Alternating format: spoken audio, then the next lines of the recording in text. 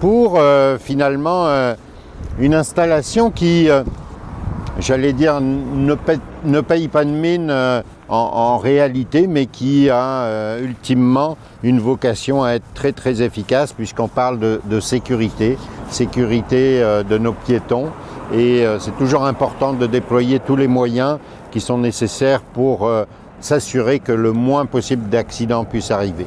En fait, dans la région de la capitale nationale, peu de projets ont été retenus pour être aménagés comme ceci. Le ministère a fait un inventaire de toute la région de la capitale nationale et 3 projets ont été ciblés ici dans Portneuf, celui dont on parle ce matin, un autre à Pont-Rouge et un autre à Neuville, dans des secteurs qui sont grosso modo ressemblant à celui-ci, c'est-à-dire avec un taux de fréquentation important par les véhicules. Il faut savoir bien entendu que c'est sur ce qu'on appelle communément une route numérotée, donc sur le réseau du ministère des Transports du Québec.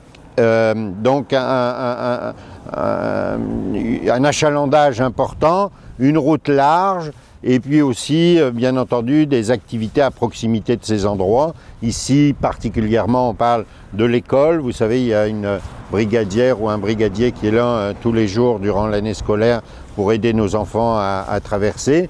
Mais il y a aussi l'hôtel de ville, il y a des commerces qui sont très achalandés, la caisse populaire. Bref, c'était nécessaire d'intervenir parce que, justement, on veut s'assurer que les piétons prennent le moins possible de risques. Souvent aussi, on a tendance un peu à oublier en tant qu'automobiliste que dès lors qu'un piéton s'approche et signifie un intérêt pour traverser la route, eh bien il devient bien entendu prioritaire.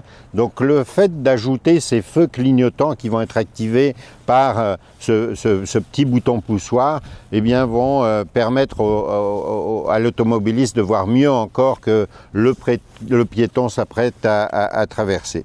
Donc ça s'appelle dans le jargon du ministère des Transports un feu rectangulaire à clignotement rapide, FRCR.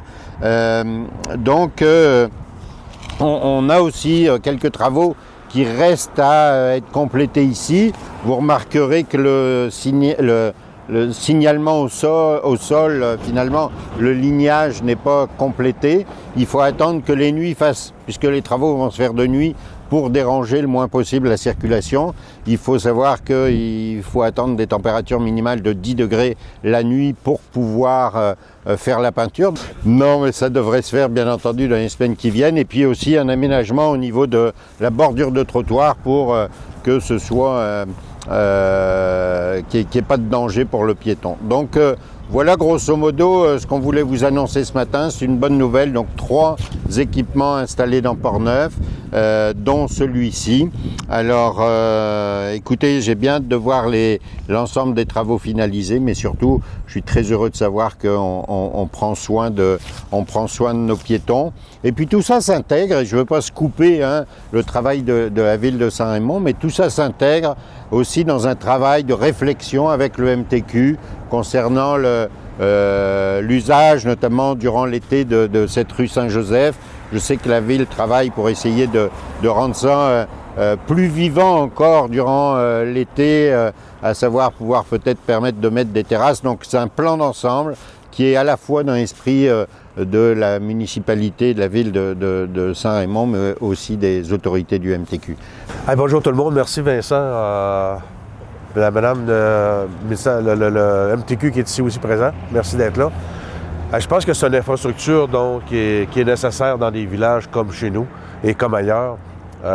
Puis en fait, je ne serai pas long, tu viens de le dire, dans l'image qu'on a de revamper notre centre-ville et de la nouvelle circulation, de la manière qu'on veut organiser, on pense que c'était primordial. Mais il va falloir aussi, ce que je veux, c'est qu'on fasse aussi beaucoup d'informations par rapport à ce nouveau système. Il va falloir, avec le MTQ, faire beaucoup d'informations, je pense, parce que, vous savez, c'est beau, ces feux de circulation-là. Le problème au Québec, c'est qu'on n'est pas habitué d'arrêter à ces passages-là. OK? Là, quand vous allez avoir un PNS, ça va inciter le monde à arrêter. La problématique, d'après moi, c'est quand on ne fera pas marcher le clignotant et qu'on va vouloir traverser. les gens sont supposés arrêter pareil et que là, les automobilistes se disent, bien là, le flash ne marche pas, j'ai le droit de passer. On sait qu'il y a eu des événements à enchaîner par rapport à ça. Fait qu'il va falloir faire, je pense, beaucoup d'informations aux citoyens par rapport à ça. Pour le reste, merci. C'est un équipement qu'on avait besoin ici. C'est proche des écoles. La 365, c'est une route où les vannes passent encore. On aimerait bien que les vannes passent ailleurs qu'ici dans le village. Mais ça, on est en discussion avec l'MTQ. Donc, merci beaucoup de l'événement. Merci beaucoup de l'infrastructure. Et on espère que ça va fonctionner. Oui, en fait, et puis si besoin, les gens du MTQ vont pouvoir compléter mon propos, mais on ne peut pas avoir deux passages protégés, l'un aussi proche de l'autre. Donc, quand tout ça sera complété, eh bien, on va déplacer finalement les panneaux qui sont là-bas seront enlevés. Je ne sais pas, la ville va pouvoir me dire si actuellement ils utilisent toujours le même espace que. Donc, on attend que tout ça soit complété pour en fait démanteler les équipements qui sont installés là-bas pour que dorénavant, eh bien, la traverse soit ici. Et monsieur le maire le disait tout à l'heure, il va falloir habituer les gens à ce petit déplacement, c'est quelques mètres, mais dans l'esprit des gens, c'est parfois difficile de changer des habitudes. Mais oui, la brigadière et la traversée des enfants sera ici. Est-ce qu'il va y avoir des gens de plus qui vont venir comme les aider pour leur dire, vous traversez là-bas? Ça va être ici parce que ça fait des années là, que les enfants traversent là-bas. Ben, je pense que les enfants, dès lors qu'ils vont apercevoir le brigadier ou la brigadière, vont comprendre que ça a changé de place, mais c'est une bonne idée de peut-être conscientiser les directions d'école, et je peux m'engager à le faire pour que les enfants sachent bien que dans les semaines à venir, ils vont devoir emprunter un autre passage que celui sur lequel ils étaient habitués. Et puis, c'est quel montant total pour ces travaux-là dans la MRC, les trois? Par projet, c'est entre 125 et 150 000 $. Pour la durée des travaux, peut-être je vais demander à Maxime de s'approcher s'il y a l'information. S'il n'y a pas l'information, on va aller la chercher.